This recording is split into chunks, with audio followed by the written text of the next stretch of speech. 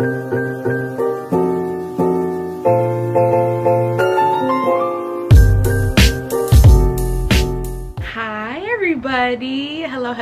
welcome back to my channel. If you are new here, my name is Cameron and this is my channel. Don't have an intro yet, we're working on it. So today we are going to be talking about my April TBR and all the books I want to read in April. I am super excited for all the new releases. There are a bunch of mystery thriller releases that I want to get into, and you guys already know how I feel about my mystery thriller. Top faves, it's up there. It's up there with my love for Talenti ice cream. But first, we have a very exciting sponsor for today's video, and it is Mad Cave Studios' young adult imprint Maverick. So Maverick is a young adult graphic novel imprint where they create and publish stories for young adults. They strive to make a community where everybody can feel inclusive in the comic book world and everybody has their representation. And they did kindly send me 3 novels to tell you guys about that are new and upcoming. It is Nightmare in Savannah, World Class, and Needle and Thread. So this book, it is about a girl named Alexa Bowman. She has to move to Savannah in her grandpa's house because her parents were unfortunately sent to jail and she has nowhere else to go. She wasn't really looking forward to moving to Savannah, but when she gets there, she's starting to notice a lot of different things are going on. The next book that I have here, it is World Class. Now this book, it is about a boy named Adrian Molina, and football is a religion where he comes from. Adrian is offered a scholarship to a fancy London prep school for his football playing, and when he gets to the school, he faces a lot of struggles that most teenagers come with when it comes to popularity, personal struggles, which for Adrian, he deals with a lot of anxiety. The next book that I want to tell you guys about, it is Needle and Thread. It is about 2 students. One is named Noah and one is Azari. Now Noah wants to be a costume designer, but he doesn't feel comfortable with telling his family who has to deal with public service. And Azari is the perfect model for him, but her parents are very stern and they do not want her involved in anything that is out of the tradition of the family. I am super excited to add these books to my April TBR, so if you guys want to add it to your TBR as well, they very kindly gifted me a code for 10% off. It is CAM10 to use on their website. So if you guys want to add these books to your TBR like I'm going to, you guys can use the code down below, which I linked all of their social media as well, so that way you guys can take a look at the other exciting prints that they have coming out. And there are quite a few other books that I plan on using for myself, so I highly recommend that you guys give them a shot and take a look at what they have.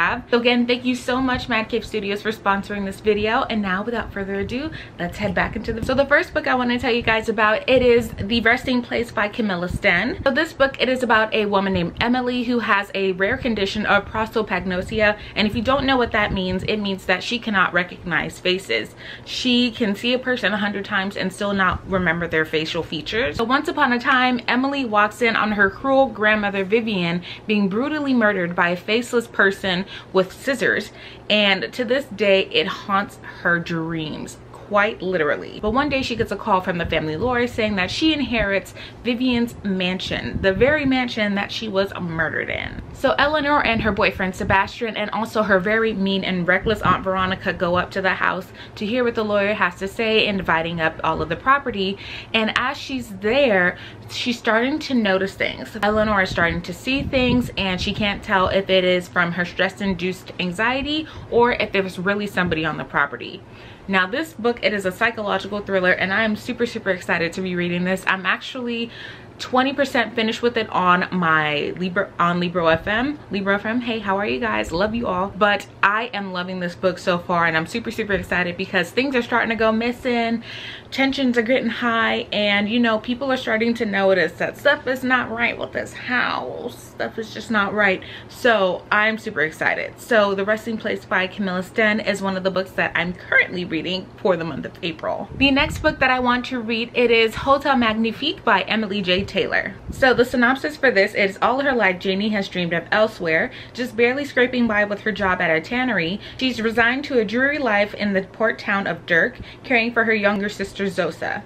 That is until the Hotel Magnifique comes to town. The hotel is legendary not only for its whimsical enchantments, but also for its ability to travel. Oh, that's kind of cool. It's like it's a traveling hotel slash, like, kind of like a traveling circus. Oh, yeah. But once inside, Janie quickly discovers their contracts are unbreakable and that beneath the marvelous glamour, the hotel is hiding dangerous secrets. With the vexingly handsome doorman Belle as her only ally, Janie embarks on a mission to unravel the mystery of the magic at heart of the hotel and free Zosa. And also, can we hear a little commotion for the cover? Can we hear a little commotion for the cover? Gorgeous, absolutely gorgeous. You guys know, as a previous graphic designer, I am a sucker for covers. I'm a sucker for covers, and they did a wonderful job designing this cover. I've just been hankering for more hotel mystery thriller. Like, give me hotels, give me more mystery thrillers and hotels. I feel like there's just a lot more expansion that a hotel can bring, just because there's so many rooms, you got staff, you got guests. So I'm really liking that element that this book has. So I'm super excited to be adding this to my TBR. But Hotel Magnifique by Emily J. Taylor is one of my books for April. The next book that I want to read, it is Gallant by V.E. Schwab. So this one, it's Olivia Pryor has grown up in Maryland School for Girls, and all she has of her past is her mother's journal, which seems to unravel into madness. Then a letter invites Olivia to come home to Gallant.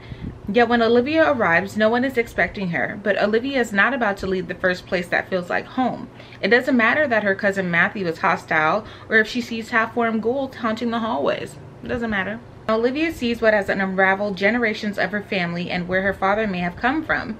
Olivia has always wanted to belong somewhere, but will she take her place as a Pryor, protecting our world against the master of the house, or will she take her place beside him? So I'm finding this really interesting. I haven't read too much of V.E. Schwab. I've read her middle grade books, like The City of Ghosts. That one I absolutely adored. But this one, it's different for me. This is a young adult novel that she came out with, and there are illustrations. I do have the book, and I have flipped through it, and I saw the illustrations, which are absolutely gorgeous. But Gallant by V.E. Schwab is one of my books for April. Another book that I added to my April TBR, it is Dead Silence by S.A. Barnes. So basically, this book is kind of like The Shining meets the Titanic, but in space.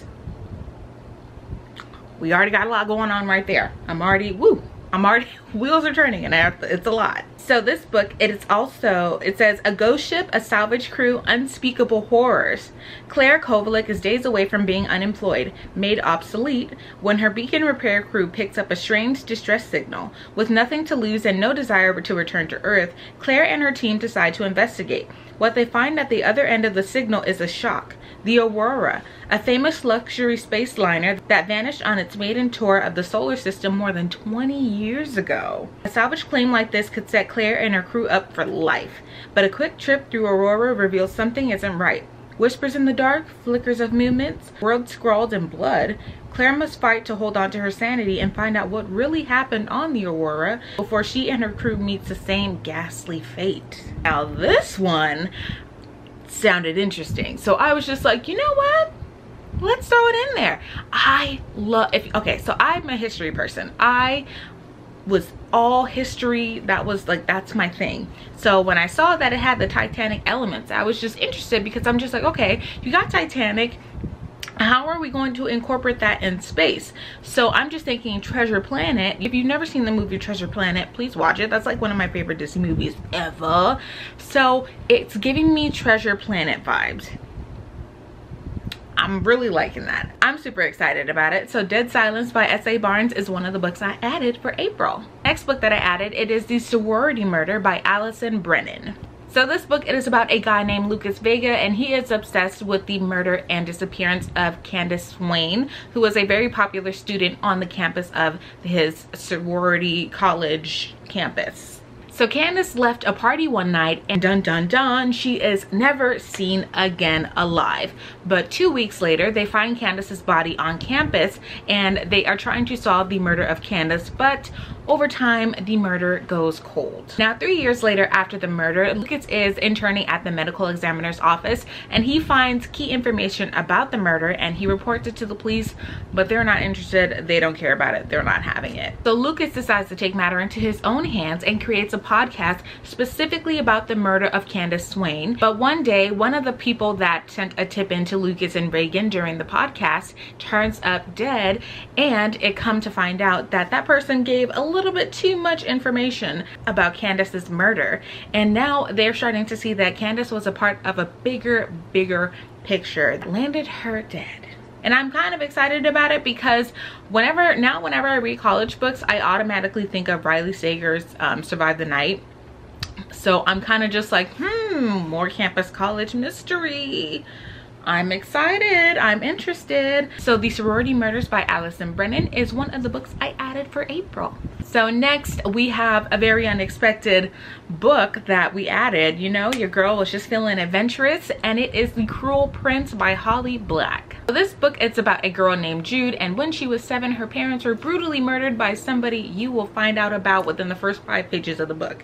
I just don't want to be the one to spoil it for you, so I'm not going to say anything about it. So the kidnapper takes her and her 2 sisters to live with him in the land of Fae, but the thing is, Jude is actually human, and her sisters are both half Fae and half human. So they belong to the world a little bit more than Jude does, but all Jude wants to do is be a part of said Fae land. But there's a couple things that are in her way. The Faes despise human, and so does the cruel son of the wicked king. So to win her place in high court with her sisters, Jude has to defy the king and his wicked son to be able to win her court, to be able to win a place in high Fae court. So I'm reading this book because now there is a reason why I wouldn't pick this up, but I decided to just pick it up anyway.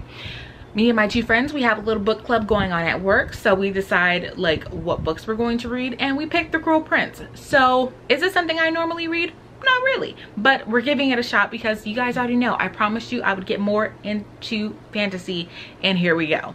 It kind of reminds me of ACOTAR, where it's like the human girl going into the Fae land, you know, so I was just like, you know what, that book gave me a really different view on fantasy, so I'm gonna give this book a go.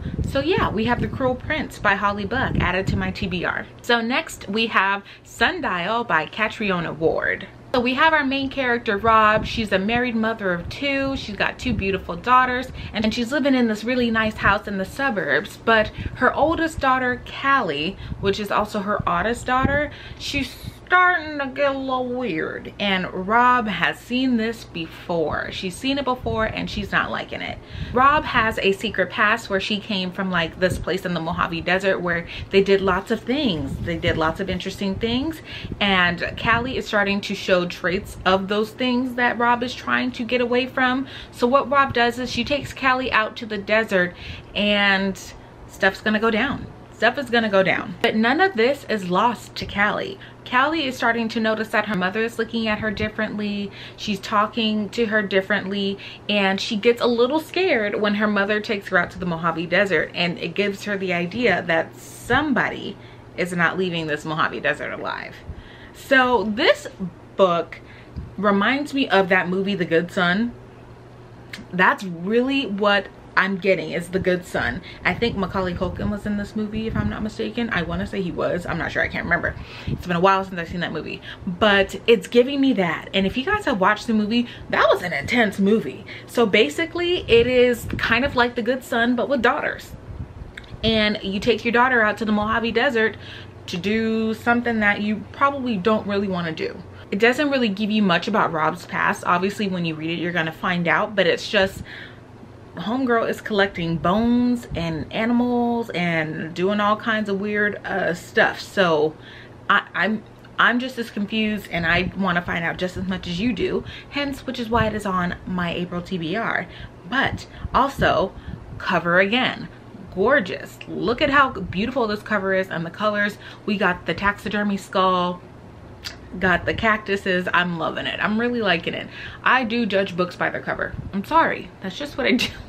It's just what I do. So yes, Sundial by Catriona Ward is one of the books I added for April. And last but not least, also it's not really last, it's just the last one I'm just telling you about, because I'm definitely going to read more, but some of it I just want to be a surprise. But it is Lisa Jackson's Close to Home. The synopsis is too good to break it down, so I'm going to read it to you. It says, vowing to make a fresh start, Sarah McAdams has come home to renovate the old Victorian mansion where she grew up.